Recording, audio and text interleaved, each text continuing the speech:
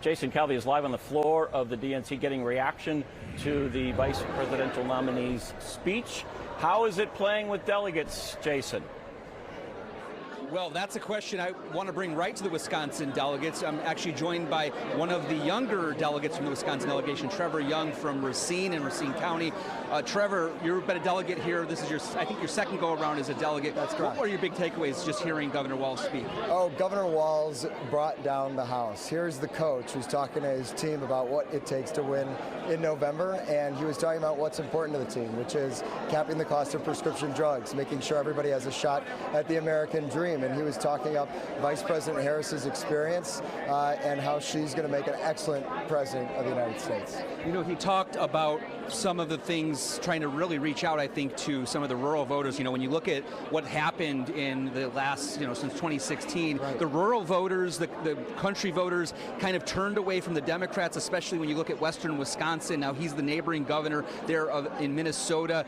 Do you think some of these issues he brought up are going to resonate? I mean, he went into some controversial issues, including abortion out there. Yeah, he knows rural America. I mean, here's a guy who went to school at with 25 kids in his class and was a high school teacher in a rural district. So he knows that community. And Wisconsin, no matter if you're in a city or you're in a rural community, you care about freedom. You care about people, as Governor Walz said, minding your own damn business. You don't want the government telling people what to do or not to do with in their bedrooms and with their bodies. And so that, I think, is going to resonate no matter how dense a neighborhood is. Even like being explicit with abortion when that's such a touchy issue for so many people and very controversial on both sides. Right, and I think he talked about what is really just the values of being an American, which is freedom, liberty, everybody, going together and making a difference. So. Your neighboring county of Kenosha flipped. It used to vote all Democratic. From Richard Nixon was the last Republican nominee up until Donald Trump in 2016. What are you seeing in Kenosha County, your neighboring county?